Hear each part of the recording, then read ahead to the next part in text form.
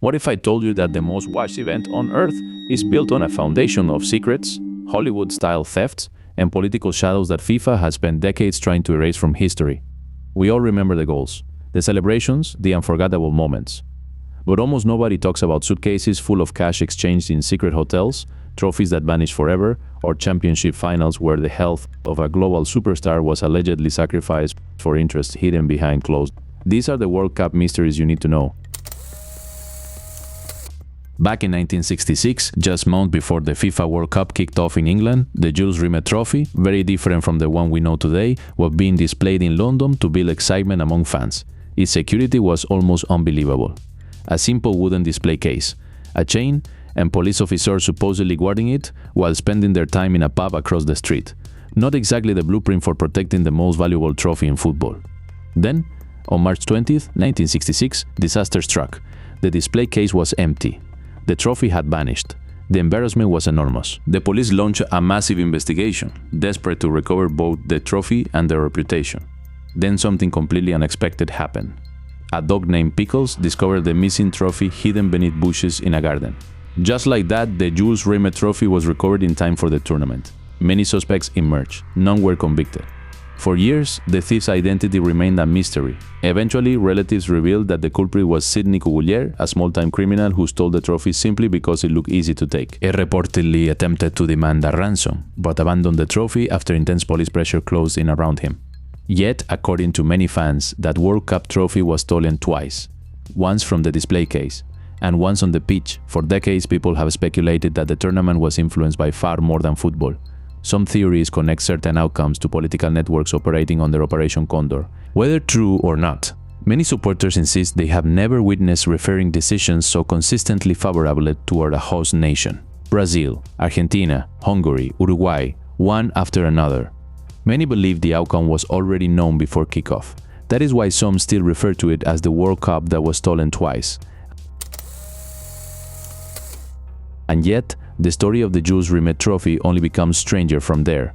Its history is so extraordinary it could fill 12 seasons of a television series. At one point, even the Nazis reportedly tried to obtain it. After the 1938 World Cup in Italy, the president of the Italian Football Federation secretly hid the trophy to prevent it from falling into German hands. Following the 1954 World Cup, Germany kept possession of the trophy for 4 years.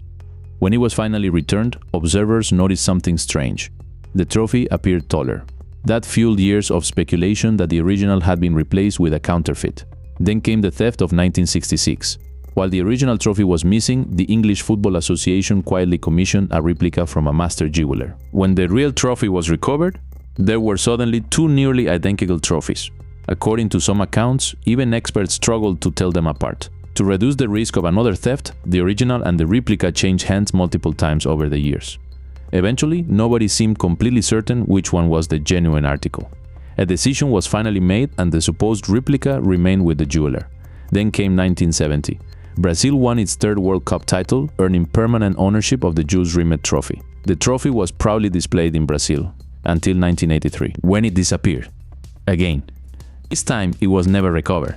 The replica eventually appeared at a Sotheby's auction, where FIFA paid an astonishing £250,000 for what they believed might actually be the original. Modern testing later confirmed that it was only the copy. Then another twist emerged. A vase discovered in the basement of a FIFA building in Switzerland was identified as belonging to the genuine Jules Rimet Trophy. It was eventually sent to Brazil for display, standing alone without the trophy that once sat above it. Adding another layer to the mystery, FIFA itself was forced to implement governance reforms following the FIFAgate corruption scandal.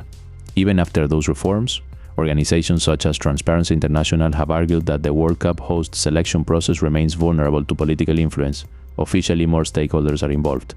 Unofficially, many believe the most important decisions are still made behind closed doors. In the end, the story of the original Jules Rimet Trophy is a maze of originals and replicas, thefts and disappearances, facts and unanswered questions. The most widely accepted theory? That the original trophy was stolen in Brazil and melted down forever. Ironically, years earlier after the theft in England, the president of the Brazilian Football Federation confidently declared, "In Brazil, steal the trophy because even the thieves love football."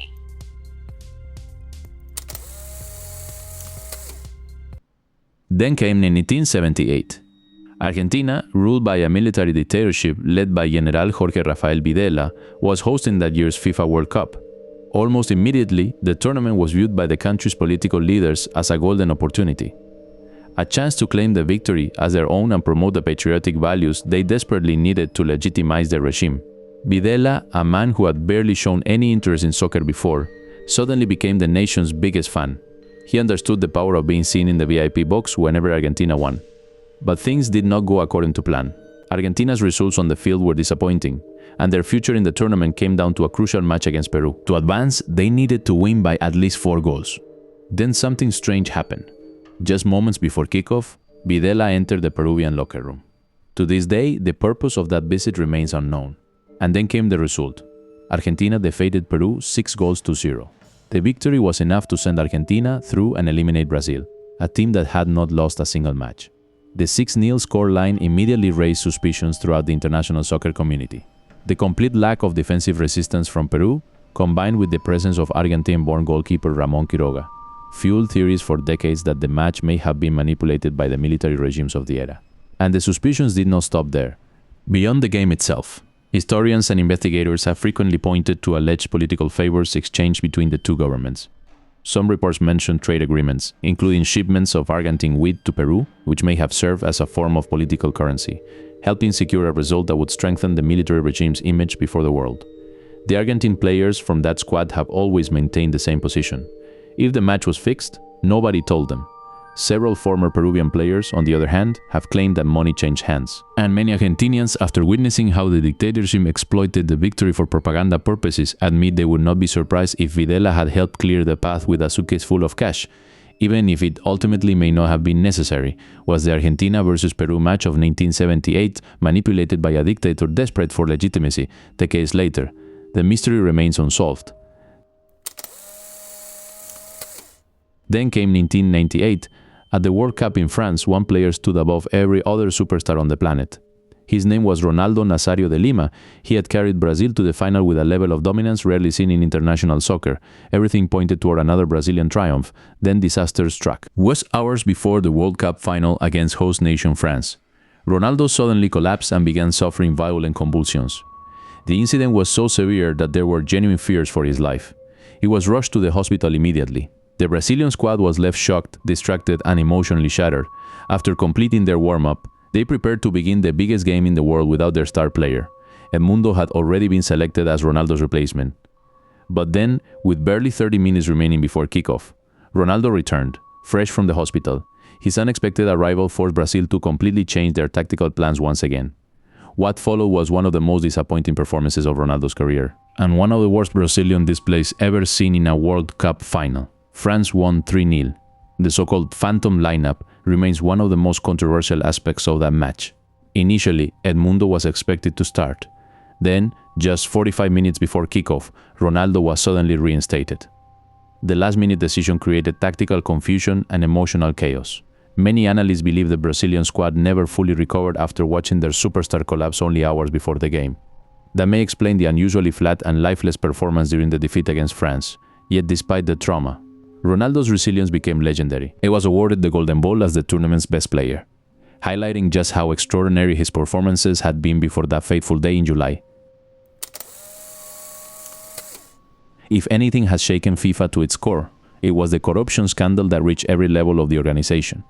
The García Report, led by New York prosecutor Michael J. Garcia, confirmed what many people had suspected for years. The voting processes that awarded the World Cups to Russia and Qatar had been corrupted. Individuals with voting power had allegedly been influenced in exchange for support. For 3 years, FIFA refused to release the full 430-page report. The final pressure did not come from an internal investigation. It came from a leak. When the German newspaper Bild obtained details from the report, FIFA was forced to publish the entire document in 2017 in an attempt to contain the growing scandal. And the details were staggering. More than half of the officials who participated in that vote later faced criminal charges, investigations, or prison sentences. Yet FIFA's response was largely to move on. Payments from state-owned companies to relatives of FIFA officials. Shell companies disappearing through offshore tax havens. Large sums of money appearing in bank accounts with no clear explanation. These were not isolated incidents. They became recurring patterns surrounding major World Cup bidding processes. Even today, many people struggle to understand how a country with severe human rights concerns, significant labor violations, and summer temperatures reaching 50 degrees Celsius could be selected to host the world's biggest sporting event. Well, most people believe they understand exactly how it happened. They just believe nobody with the power to stop it chose to act. The tournament was further overshadowed by serious allegations from organizations such as Amnesty International and Human Rights Watch. Investigations documented the exploitation of migrant workers under the kafala system. Reports describe conditions resembling modern-day slavery, unpaid wages, dangerous working environments, and thousands of deaths attributed to unexplained causes or extreme heat stress during the construction of World Cup infrastructure. These controversies did not just damage FIFA's reputation. They forced the organization to reevaluate its ethical standards and transparency policies for future host selections, but the debate over whether FIFA has truly changed remains very much alive today. And let me tell you something, I am not even a huge soccer fan. I can easily go an entire year without watching a single match. But when the World Cup arrives, everything changes. Put an Iran versus United States game in front of me, and I'm watching every second of it. Then the next game, and the next one, and the next one. I love the crowds, the cultures, the different ethnicities gathered in one place. The chants, the celebrations, the emotions. For 1 month every 4 years, I transform into a full-time soccer fanatic, living on pizza, and watching match after match without stopping. That is the magic of the FIFA World Cup. Even people like me become completely captivated by the spectacle. And now I want to hear from you. Out of all the mysteries we've explored today, which one do you find the most unbelievable? Leave your theory in the comments below, because sometimes reality is far stranger than fiction.